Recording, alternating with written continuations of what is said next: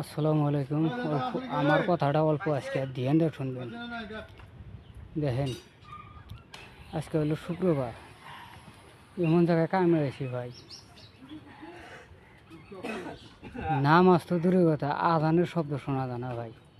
আপনারা একটু দোয়া করেন ভাই, আমরা যাতে নামাজটা পাঁচ ওয়াক্ত নামাজ বা শুক্রবারের নামাজ, হ্যাঁ, পড়বার জানি পারি।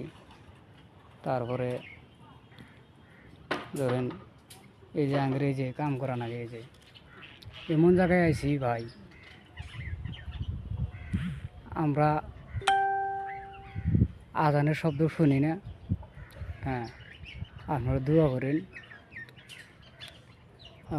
করেন,